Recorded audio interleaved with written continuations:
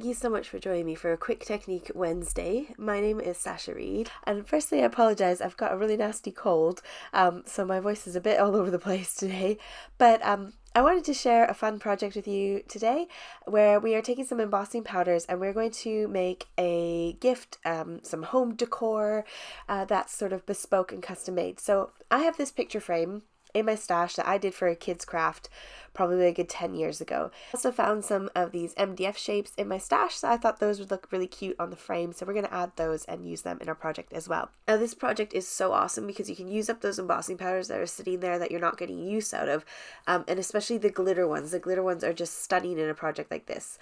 Today I'm using Candy Buffet Trio. So the first thing I'm going to do is take my backing off my frame, and then what I should have done is sand it. If you sand down your frame just ever so slightly, it will give a bit of a rough texture because this is quite a glossy sort of frame. It's quite plasticky feeling.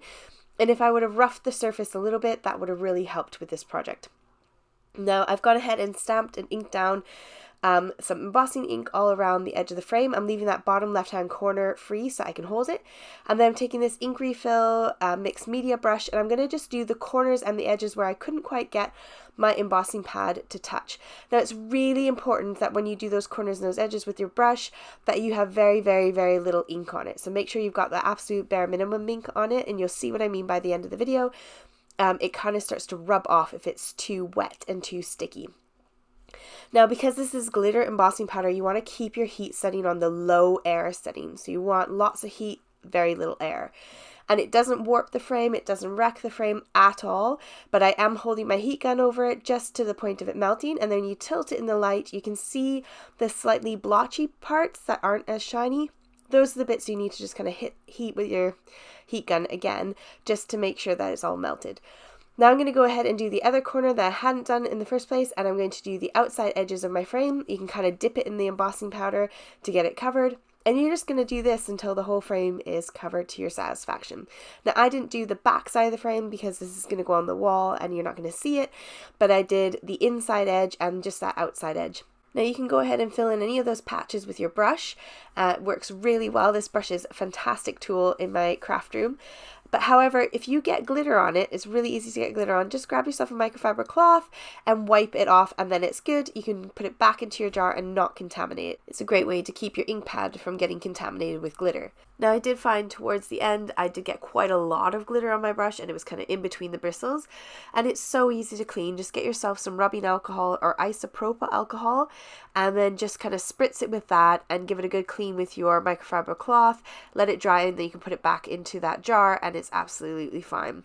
The alcohol is really good at cleaning off embossing ink, that kind of sticky ink. So it gets rid of it and then will clear out that glitter for you. So that's a top tip if you're going to use one of these brushes. So I've gone ahead and filled in all my patches, got all the sort of edge bits that I'm missing, and then heat set it all. And then when I was holding it, I found it started rubbing off, and I thought, oh no, what's going on here?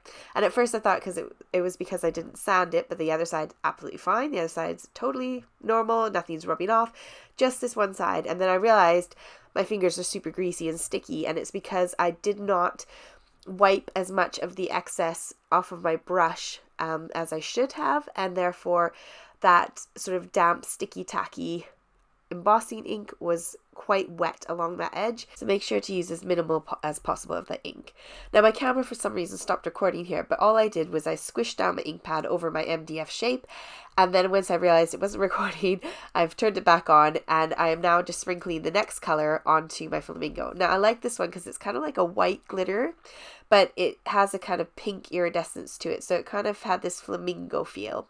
So I inked up that MDF shape, and then I am applying my embossing powder over the top, very carefully lifting it up with my pokey tool just so I can grab the edges of it, and then I'm going to tap it to get any excess off, because I know that all that's going to happen is I'm going to turn my heat gun on, and even on the lowest setting it'll just blow off all that extra loose stuff, so I might as well tap it off and save it and put it into my jar before I lose it all. So I go ahead and tip that back into my jar, make sure it's on the very lowest setting, make sure your gun's nice and hot, and then you can see here, you can see it changing color, and that's when I'm heat setting it. So it's really nice and easy to see this one when I'm heat setting it on the MDF. You don't see it as easy when I do my next two layers. I wanted to make sure that I didn't contaminate my ink pad, so I wanted to dust off any excess glitter, which I did here, and then I went in with my ink pad and inked it straight on top of that. I did this process 3 times and got such a beautiful glittery flamingo element. Just see in just a second. Now for these little faffy hearts, they're obviously really difficult. If you've got some reverse tweezers, it's really handy. So you can just pick up that little heart. I popped it in the ink pad, dipped it down, and then I just dipped it in my jar. So I didn't have to worry about trying to sprinkle it on. And then while I'm still holding it with those tweezers, I went ahead and heat set it. And I did each heart 3 times just to make sure that I got a beautiful full coverage. So here are all my elements ready to go. And all I did was use that trio of powders and got such a beautiful result. Now to stick my flamingo on, I wanted to make sure I didn't put any glue where it shouldn't go. So I'm just going to take a pencil and just kind of line up my flamingo where I want on the front, flip it over and trace down against that edge of the frame. Then that way I know exactly where to put my hot glue to be able to glue this on. Now if you've got like a stronger craft glue, a liquid glue, that would work as well. You just need something that's going to stick to that embossing powder really nicely. So I added on some of my hot glue and then stuck that flamingo on the front and did the exact same thing with the hearts. Just popped a little bit of hot glue on the back of those hearts and then lined them up on the top right hand corner, and that finished off the frame. So I can go ahead and pop in the back of it now, and it's ready to go, ready for my daughter to put a picture of her choosing in there. I hope you enjoyed this one today, and that gives you some inspiration to maybe have a look at some of the items around your house and whether you might be able to upcycle them and maybe turn them into new beautiful gifts or creations for your own home. Thanks so much for joining me today. I look forward to seeing you on Saturday night for some Saturday night crafting, where hopefully I'll be a bit less croaky. Take care and have a great week. Bye!